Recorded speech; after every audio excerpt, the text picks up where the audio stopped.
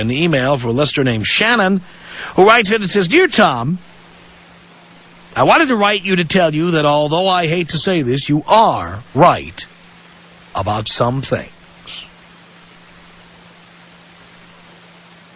Shannon says, I am at home right now getting ready to leave in 30 miles of rush hour, eastbound 91 freeway traffic to go to the house of a guy who is exactly what you preach.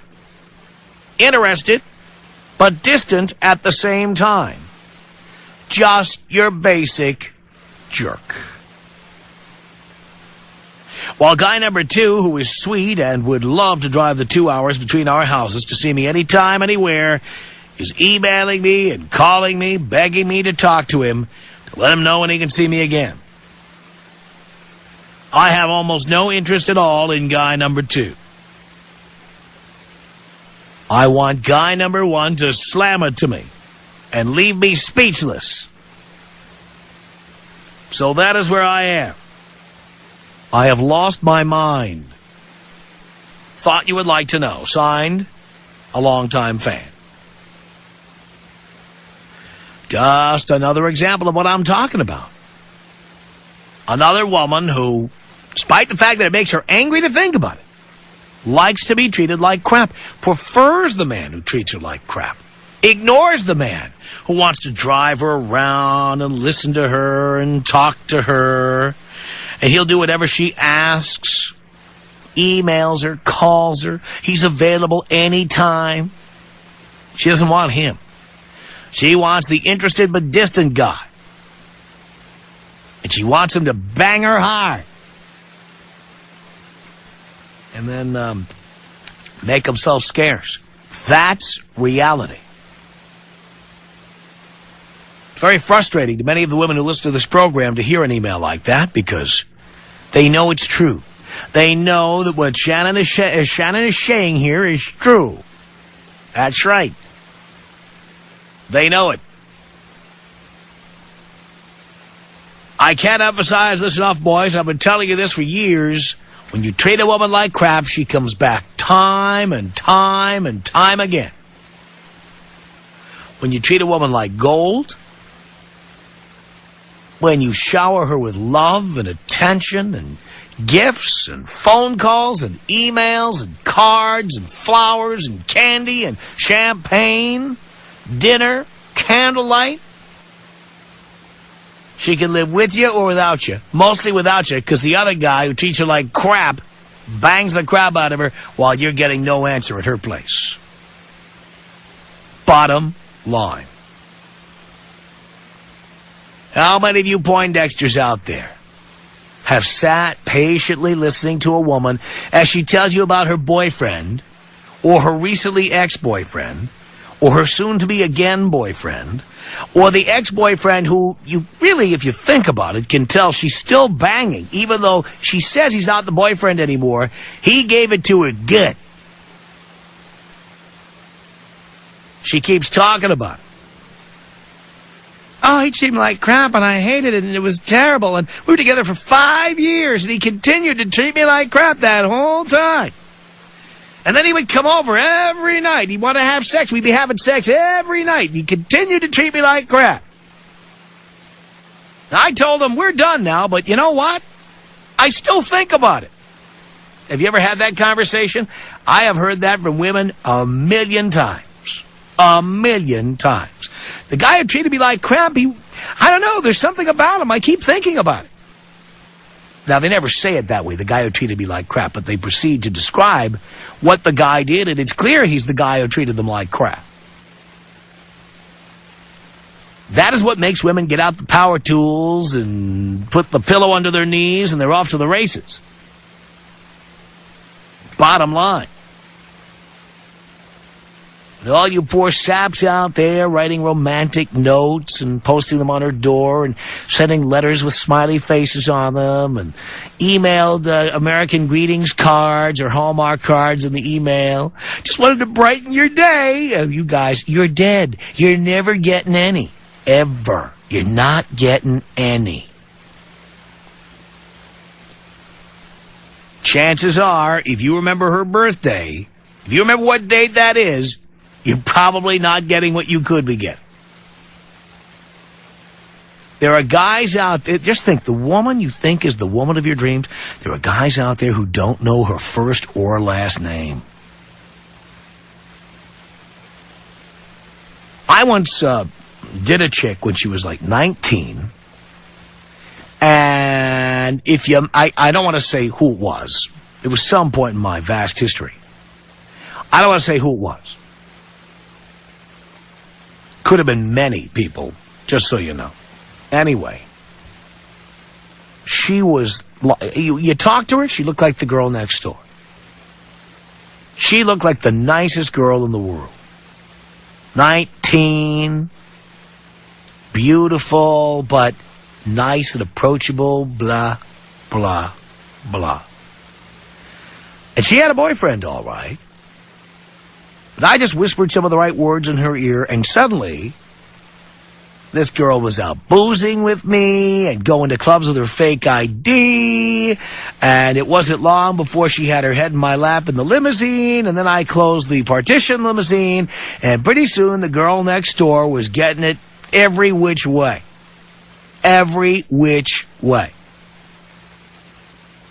What about the boyfriend, who presumably lived down the block or around the corner, or she went to school with him?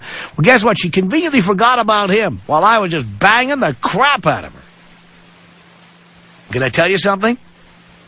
I didn't even know her first or last name. Didn't know. You know why I didn't know? It's not because I was being completely devious and evil. I didn't know because when we met, I didn't think to ask her, and then later on, it would be, a faux pas to say, can I get a look at your driver's license? I just want to see how you spell your name, because you never know if they're going to be named Smith or Jones or something. So, it was going in the right direction. I didn't see it as necessary to know her first or last name. Now again, there was a boyfriend. There I was in the limousine going for it. Bam, bam, bam. And she was howling. I mean, she was a moaner and a screamer. She was just completely into this. And if you met her, this is the girl you could take home for Thanksgiving or Christmas. 4th of July, your parents have that backyard barbecue. She would know how to talk to mom and dad. Can I help out in the kitchen? Can I do anything? Oh, perfect. The reality was she was 19 and she needed to get laid badly. Or well, as the case may be. The girl next door suddenly was having sex with a guy who didn't know her name, and she didn't care. She was just moaning into the distance. I'll never forget it. And what a pair of young, supple breasts those were. Oh, God, they were amazing. I didn't know her name for months. Saw her again later, and she inadvertently had gotten a new email account and added like one of these prefab signatures that you see at the end of somebody's email with their name and their phone number, their company name. She inadvertently wrote to me, and thank God I understood the context of the email. She wrote to me and put her name in there. It just automatically was appended to every email she wrote. And that's how I found out her name. Does that sound like somebody who's romantic or somebody who's being a nice guy? No. Nope, I did my thing. I got out of Dodge. Later on, I met up with her again, and you know what? No limo this time. Same result. This time I knew her name. By the way, she always thought I knew her name. I never said anything to indicate that I knew it, but that's the deal. Bottom line is that women react to guys who simply don't care. Guys who are aloof, guys who are difficult, guys who are hard to reach, guys who are uncooperative or unreliable. That's what they react to. You appear to be interested, then you pull the rug out from under her, then you appear to be interested again, then you pull the rug out from under her. They keep coming back. When you shower women with love and attention, they tend to retreat. They're afraid. Or maybe some of them just want to get laid, right? Tom Leykis Show. 1-800-5800-TOM. It's Deborah on the Tom Leykis Show. Hello. Hi, Tom. How are you? Great. You know what? I just want to make a comment to you. I've been thinking about you for the past week or so, and Really? I've been taking a shower thinking about what I wanted to say to you. Really? Really. But you might not like it, though. Taking a shower thinking about me, huh? Okay. Well, it's not good. Oh? See, the thing is, I think you are the world's greatest BSer I have ever heard on radio. Really? How so? Well, because, I've come to the conclusion about you must hate really women, period. No, I don't. For you to give That's not even advice to true. men, take them out on a date for $40 and get laid. Yeah, well, how much should we spend? Well, my value of what I am worth is not worth. So you're a prostitute? No, not at all. Well, you see, your time is not worth no more than my time, dear. So then why be with a woman? So why don't you just... Again, your time is worth... The fact that your time is worth no more than my time doesn't mean I want to be with a man. It means if I'm paying for your time, you should equally be paying for mine. True. But That means... But hold on a minute. You want something that I got. Yeah, but point is, dear, that, again, many women call and say, What makes you think women don't want to get laid? but here you're implying to me that you don't really care about sex. You're doing me a favor by having sex with me. Oh. And by the way, if you're doing me a favor by having sex with me, I don't need you anyway. Exactly. So why go out of the way and talk bad? Well, the point I'm making is women who want to have sex with you don't care how much money you spend on them. Well, you know what? The only women who care how much money a man spends on them is women who don't like sex or don't want to have sex with that particular person. No, see, because now... Yeah, because just like you just did, you act like you're doing men a favor when we have sex with you. No, actually, I'm trying to think about how you need us badly.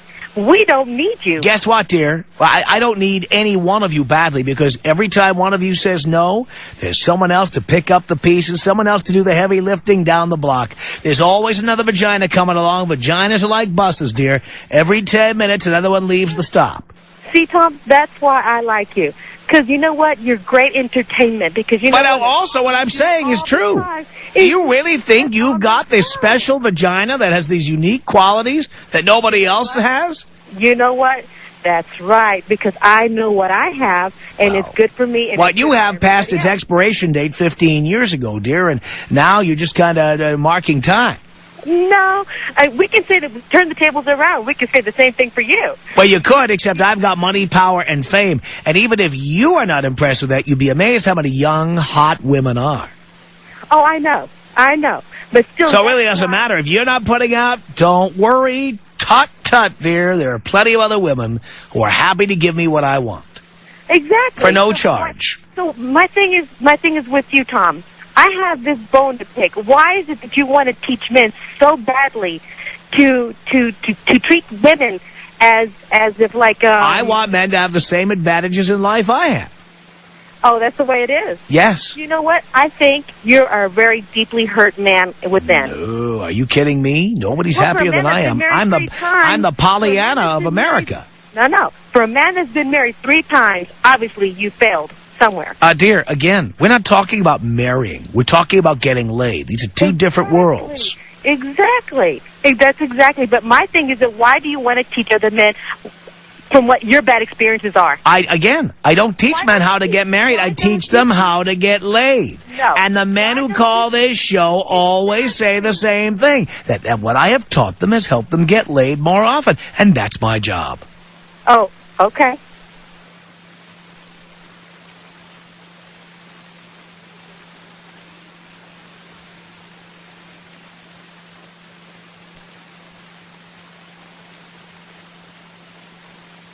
Getting awfully quiet over there.